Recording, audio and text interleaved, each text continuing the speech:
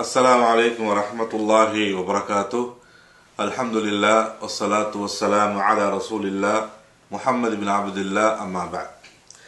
அன்புக்குரிய சகோதரர்களே, அல்லாஹ்வுடைய இறைநேசர்களே, இன்றைய நமது மார்க்க நினைவூட்டலில் இரவில் நாம் தூங்க செல்கின்ற நேரத்தில் அல்லாஹ்வை நினைவுபடுத்துவதும், நாம் இரவிலே திடீரென விழித்து விட்டோமேயானால் அல்லாஹ்விடத்திலே நாம் கேட்கக்கூடிய பிரார்த்தனைக்கு அபரிவிதமான வலு இருக்கிறது. நாம் அப்படி கேட்கப்படக்கூடிய பிரார்த்தனைக்கு அல்லாஹ் தஆலா தங்கு தடையின்றி நாம் கேட்கக்கூடியதை தருகின்றார் என்ற செய்தியை நபிமொழி மூலமாக அறிய தருகிறோம். அந்த வகையில் அன்புக்குரிய சகோதரர்களே, அல்லாஹ்வுடைய தூதர் நபிகள் நாயகம் ஸல்லல்லாஹு அலைஹி வஸல்லம் அவர்கள் சொல்லக்கூடிய ஒரு செய்தி, முஆத் இப்னு ஜபல் ரலியல்லாஹு தஆலா அன்ஹு அவர்கள் அறிவிக்கிறார்கள். அவர்கள் எப்படி சொல்லுகிறார்கள், மாமின் முஸ்லிமின் யபீது அலா திக்ரில்லாஹி தாஹிரன். யாராவது ஒரு முஸ்லிம் தூங்குகின்ற நேரத்தில் அல்லாஹ்வை திக்ர் செய்தவனாக, அதாவது உது செய்த நிலையில், அதே நேரத்தில் அல்லாஹ்வை திக்ர் செய்து கொண்ட நிலையில் அவர் உறங்குவானேயானால், உறங்கி இடையிலேயே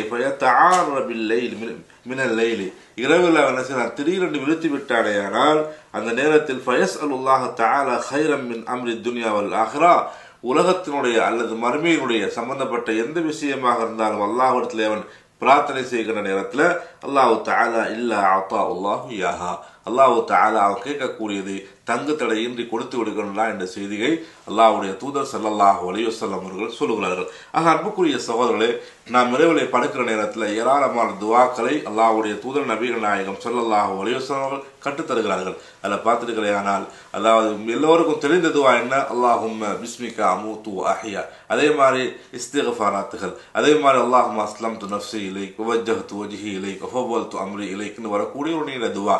இப்படியான சிறப்புக்குரிய துவாக்கள் நாம் இனங்கு நாம் மனமிட்டு நம்ம உது செய்த நிலையில் நாம் படுப்போமையானால், உறங்குவோமையானால், நிச்சயமாக அதற்கு வானவருடைய சிறப்பும் பாதுகாப்பும் இருக்கு. அதே நேரத்தில் நாளை மறுமை நாளில் கூட மிகப்பெரிய கூலி இருக்கிறது.